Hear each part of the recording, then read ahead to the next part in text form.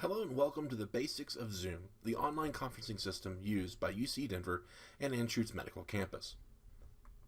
In this video, we're going to give you a basic introduction of Zoom, show you how to use your personal meeting room. We'll also show you how to schedule a meeting and give you a basic view inside of an actual Zoom meeting room. In order to get started, you need to go to ucdenver.zoom.us in any currently updated web browser.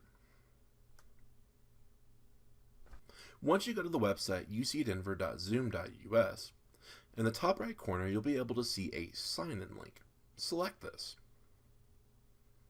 This will take you to the login for UC Denver and Anschutz Medical Campus.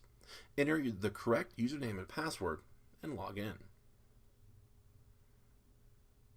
Now you'll see the profile page for your Zoom account.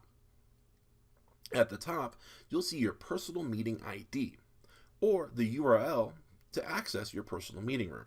You will take this URL, copy it, and place it into your web browser. If this is the first time for you using Zoom, you'll be asked to download a piece of Zoom software to your computer. This requires you to have the admin password for your computer and that you're able to install programs. The other things that you'll see within this website is the Meetings button. By selecting Meetings, I will be able to schedule a new meeting, thus creating the meeting for everyone.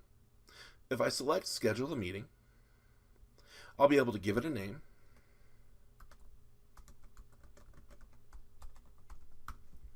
enter a description, set the date and time.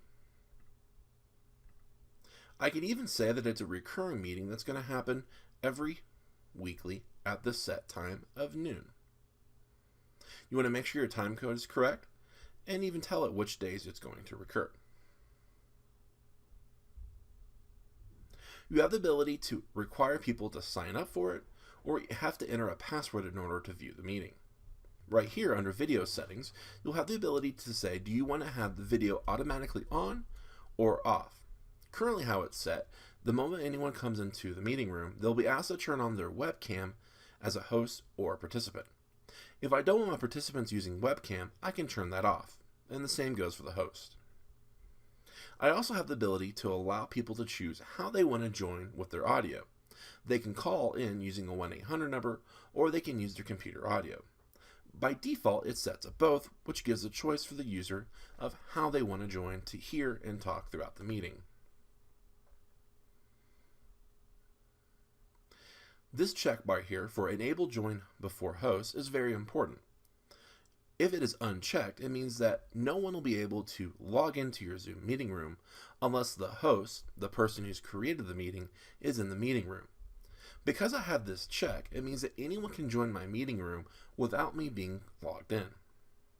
I also have the ability to mute participants upon entry, meaning their microphones will not be on and they'll have to actually turn it on in order to speak. Once I've entered all this information, I then go down the very bottom of the page and select Save. Now that you've created the meeting, now it's time to share it to anyone that you're wanting to invite. At the very top right here, you'll see the plugins that allow you to create a Google Calendar, an Outlook Calendar, or a Yahoo Calendar. This creates a time in your calendars that you can invite people into individually. Or what you can do is scroll down to Invite Attendees and simply copy this URL and send it to them by email, text, or even through Canvas. If you're wanting more support information, you can select the Copy the Invitation button, and this will show you all of the text that someone might want in order to view it. The easiest way for me to do this is by saying Copy Meeting Invitation and then pasting this into an email that I'm sending to everyone that I'm inviting. This also can be useful if you're wanting to post this into Canvas. You just copy all this information and place this into Canvas so that all your students can see.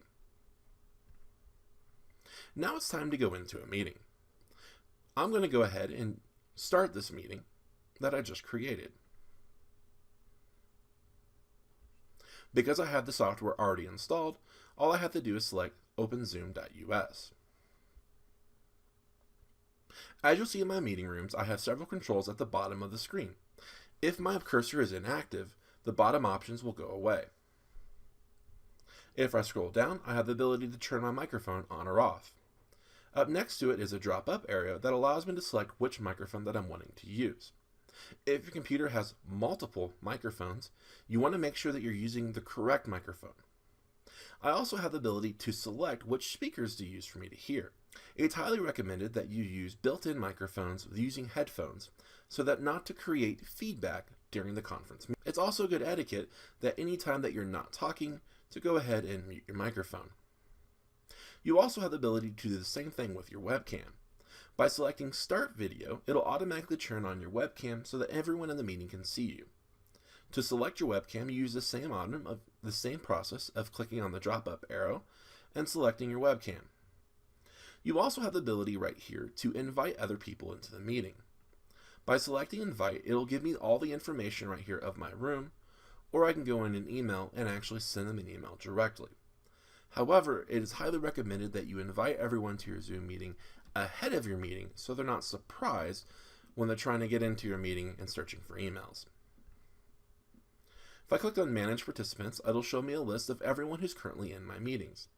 As the host of the meeting, I have the ability to unmute and mute participants.